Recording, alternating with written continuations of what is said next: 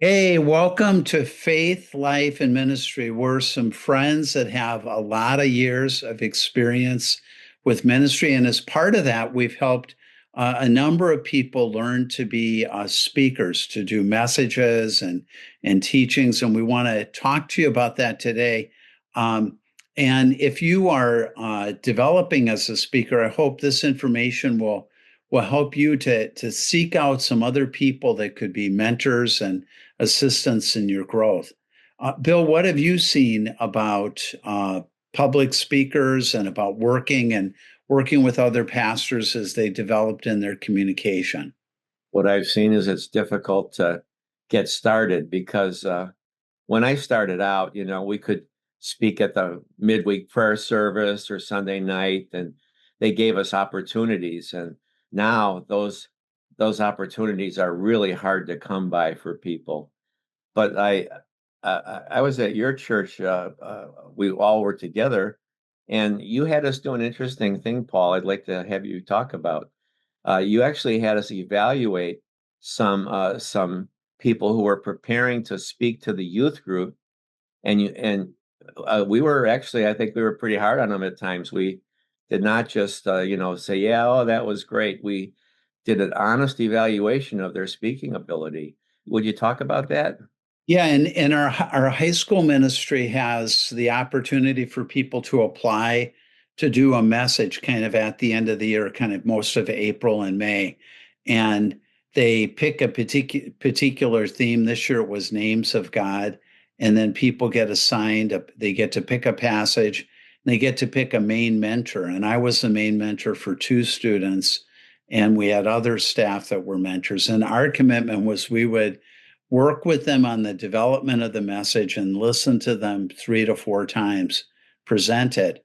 And we did a live event where we had three of the people share the messages that they had prepared, and it was so insightful to have um, Steve and Bill and John Van Dinther give input to each of those students.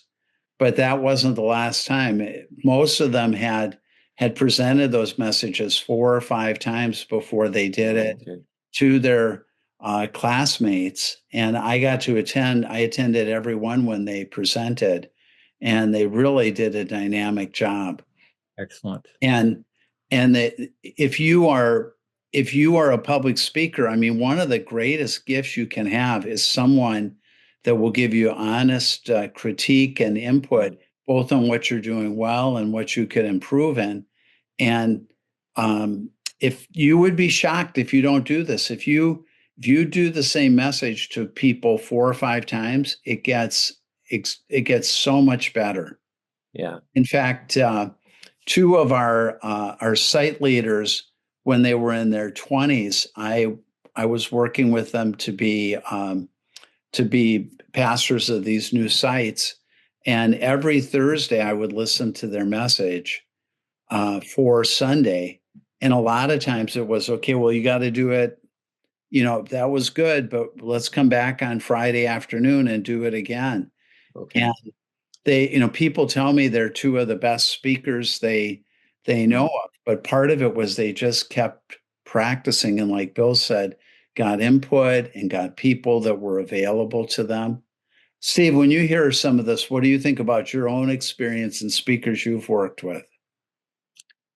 Well, in church planting, people come to the church, and usually, if they like the pastor, if there's a relationship there, they'll end up staying. Now, they give really honest feedback because they trust your relationship. And I had this occasion in the church plants, and the churches grew. The last one I left averaged 1,000 people each week, but over the process, they trusted that they could tell me. And um, one of the things that was common is different people would tell me, uh, Steve, you weren't deep enough. And to me, my own understanding of deep actually means that it's kind of philosophically linear, and it Yeah. builds a case, and it reaches a conclusion that is that is valuable and accurate. And so the next week I would go and I just doubled my effort with that. And I said, well, how did that go? And they said, that was much worse than last week. Well, after a few of these happened, I started to not just listen to people say the word deep, because I started to hate that word. Yeah. But instead, I said, what do you mean by deep? Oh, good idea. And so I just have a quick little list here that um, when I gathered them all together, and now she's the chancellor at the University of Minnesota in Rochester, Minnesota, Oh, Lori Carroll. She was attending our church and she got a PhD in speech communications. So oh, I brought this list to her, and sadly, we left because we were going to work on a book and she wanted it to be academic. But with some people, they really enjoy something philosophical, like I would, or logical. yeah. Um, the emotional part of it isn't as important. With some people, I'm just using my language here, technical, dealing with language and history. With other people, it's if you can touch their heart emotionally. Others, if you can be in your face, hellfire and brimstone, convictional, that was a deep sermon. Others, it's relational about yourself and about your past, maybe something you've regretted, whatever it might be. Um, I like working with metaphors, and some people like to walk away with word pictures. Inspirational, something that makes you feel good. Evangelistic, if you don't share the gospel at the end, then it's not deep. Something that is just educational, so it's kind of a formal teaching rather than preaching. Something that would sense the Holy Spirit guided you this week. So I call that spiritual. And then the last is practical, where there's practical advice for daily living. People came to me, and each of those meant deep to them. So all of us have pastored churches with 1,000 people, and Bill far more, a much larger church. If everybody has these different entry points, then somehow over a month's time, you have to try to figure out a way to include them. If there are areas which you can't do yourself, then there needs to be something that could be a creative part of the service, maybe having someone come and share a story, a testimony, or something that would fill whatever it is you're going to be teaching about. But at least for me, it was really discouraging at first. Here the attendance was going up all the time, but Mhm. many weeks I was being told I just wasn't deep. And Yeah. so, um, What a great thing to open yourself up to hear that feedback, though. oh, I think that there's more, you Yeah. know, I think that some people would say social justice should be on there Mhm. in some Well, if degree. you're working with young speakers and you're trying to train them, it to help them differentiate and critique from what is someone's just their own style preference or what is a bigger issue. What would be a bigger issue with the message? And I think you've really nailed something with how people use that word deep. I did a couple of things with staff. We had we had several pastors at Whittier, and one of the things was I found the first time somebody would share, they would get really nervous, and it was like 4 services on a weekend. And so a lot of times I would do like a dialogue sermon with them their first time. And the two of us would be up there together reacting on the platform just Good to kind idea. of help them with their nerves. The other thing we did was I offered to the staff, uh, Preaching Today did a series on like the 12 best sermons they thought that year. And so we I bought the books for the staff who wanted to be part of it. I think we had about 8 or 9 come to the class every month, and we would go through a sermon, evaluate that sermon. Why did they think that was such a good sermon?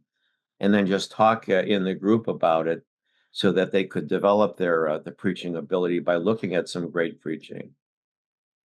We work in a little bit of a unique setting in that we're one church, Aspen Grove, but four sites. So we work together to develop messages, and we'll have a teaching team meeting that will go 3 to 5 hours where we review. People will present the mock-up of a given talk, Yeah. research on it, a big idea, possible illustrations, key phrases, things like that. Now, each of the speakers then takes and develops it in the unique site that they're working on. But it means you have just a rich amount of material that you're working with.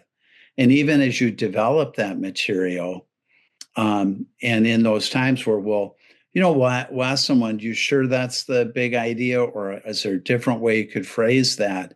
There's sort of that iron sharpening iron that goes on in the process. And I think that can be really, really beneficial. Hmm. If you're a young speaker, it's fine. Like Bill said, it's finding opportunities. Yeah. And if you're in a metro area, all the great opportunities might be taken. But if you're willing to drive an hour or two, there probably are places, they might be real small churches that are willing to let you speak. And Hmm. there's just nothing better than getting practice and Yeah. getting repetitions in. Yeah. Yeah. There's no substitute for it, is there? I mean, you just have to find places to do it, or at least maybe teach an adult Sunday school class for a while, or just get yourself out there and then start to learn. And I love what Steve said about taking notes and ideas from people of how can I make this better? You got to be open to that. I was listening to a podcast on communication, and the woman who was talking about it, kind of a consultant, said that in strong messages, whether related to teaching the Bible or teaching or talking to anyone, that two things to look for is, do you have points of humor because people remember humor? And then do you follow that with something either in a story or a phrase that causes a sense of awe where people go, that's that's important. That's good. And Yeah. she said if whatever your material is, if you look that you create waves of humor and awe, that people will go with you. And often I'll talk to young speakers and I'll go, boy, it was a long time where you were giving content, but it was just sort of monotone. Could you insert a story? Could you insert Yeah. a funny story? Could you say how you're struggling with this idea? Um, Especially self-deprecating humor. Yep. People people will always love it if you say, "Hey, I made a really stupid thing this week" or something. oh, they just A they great example of um, of a man who pastored a church up in northern Wisconsin in Fallen. Okay. And it was First Baptist Church of Fallen, but a lot of people called it the Fallen Baptist Oh, Church. that's funny.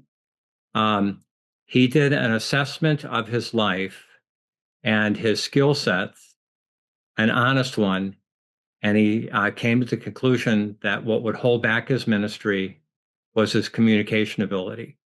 Oh, So he left the church, went, I think, to Princeton. Am I right, no, Doug? he went to Penn State. Okay, Penn State, and got his PhD in speech communication, and then came back to White Bear Lake Baptist Church. I don't know how many people they had, there were in the hundreds.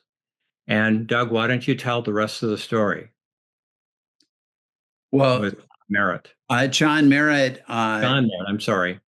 or not John, Bob Merritt. Yeah, John's yeah. his okay, that's brother, right. but they changed the name to Eaglebrook, and it's one of the largest churches in the country. And Bob was just an astounding leader and communicator.